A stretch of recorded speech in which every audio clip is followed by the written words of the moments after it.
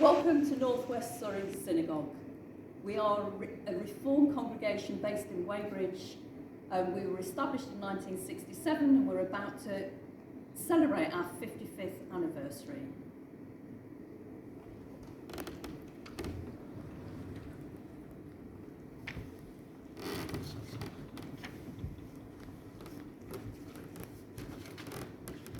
I've come to talk about the scroll that has come from Klatovy, which is now in Czechoslovakia. This one here, which we'll take out in a moment. Klatovy, as I said, is in Czechoslovakia. It's in the Bohemian part of Czechoslovakia, the Czech Republic now, about 100 kilometers southwest of Prague, and almost exactly halfway in between Budweiser and Pilsen. So they know something about brewing beer there. This particular scroll is one of about 1,500 odd that were collected during World War II, and then in 1964 they were brought to London, and the Memorial Scrolls Trust was formed to look after those scrolls and distribute them to congregations around the world. The one that we got here came to us around about 2003, I believe, and there's an odd story to that.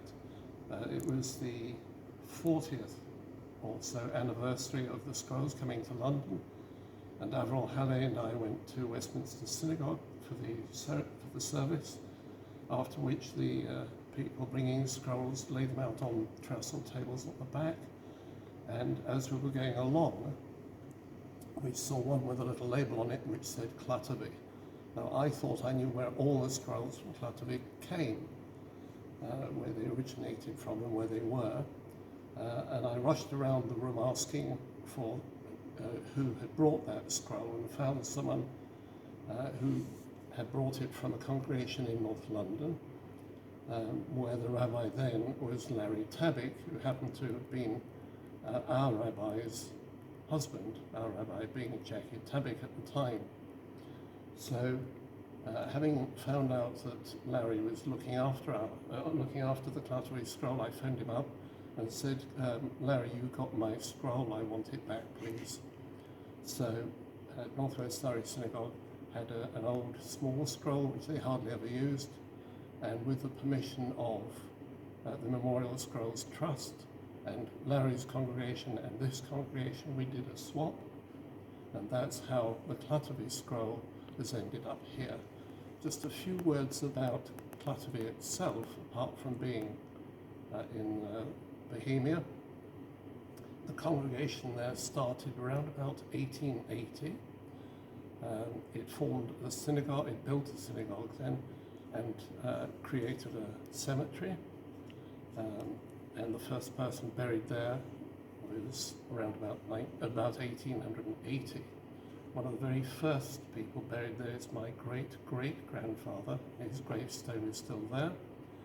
My great-grandfather is also buried there.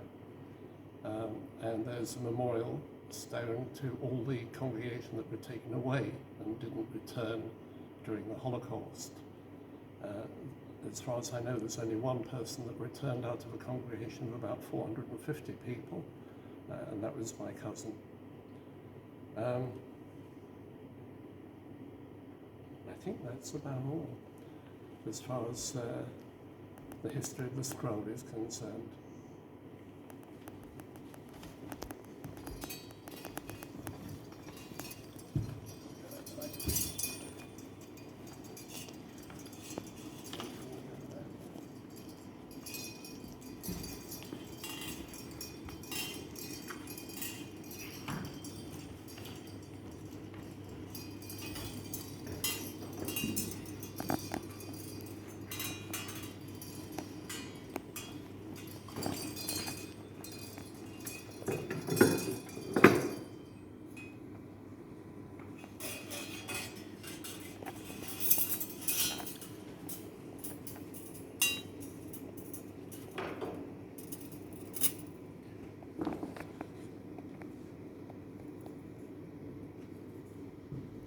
And just a further word on the scroll itself. It is still our smallest scroll, perhaps a bit easier to read than our next smallest.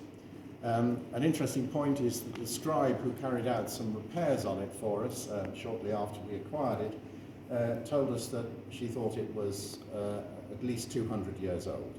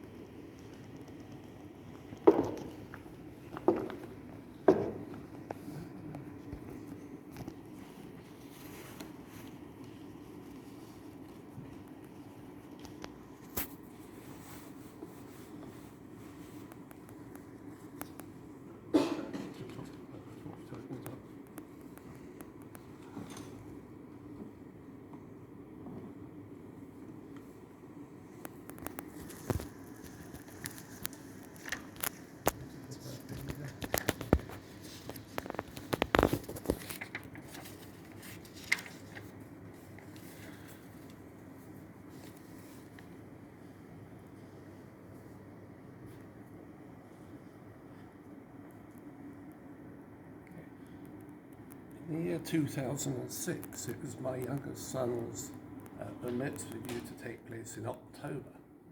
And during the preparations, I had this crazy idea of holding the mitzvah in Klatovy.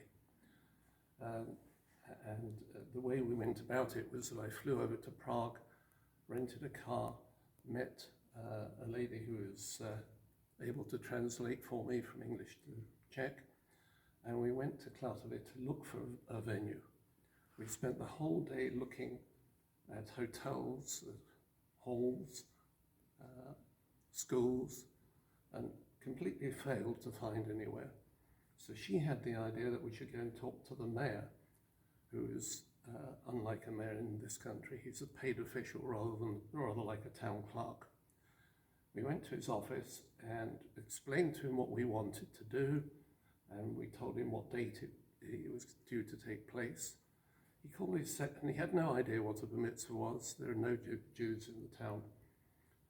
But he called his secretary in and asked what was happening on that particular Saturday. And he stood up and announced, just to the four of us in the room, that there will be a bar mitzvah on that day in the town hall. The town hall was a beautiful old building, very ornate. So we started preparing for it.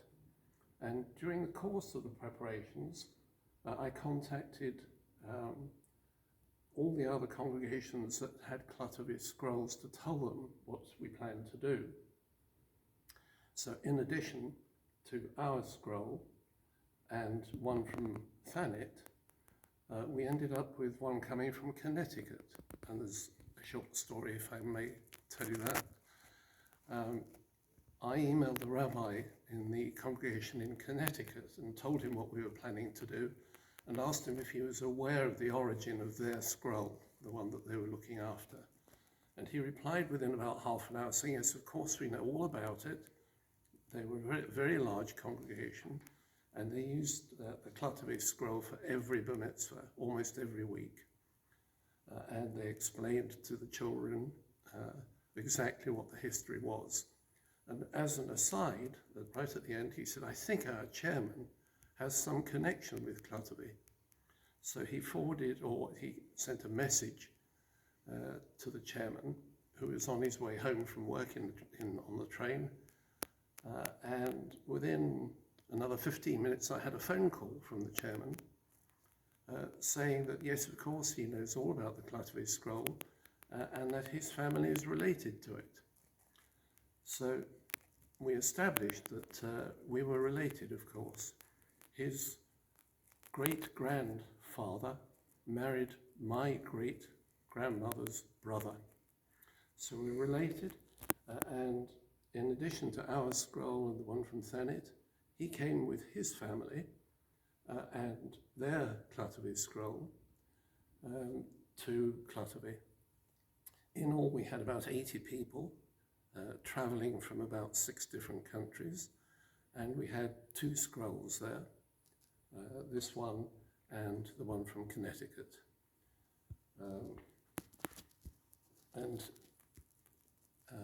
one of the rabbis during his sermon reminded us that the service that we were holding in Klatovy in 2006 was the first service that had been held there since 1939. And that was the end of the story about my son's bar mitzvah.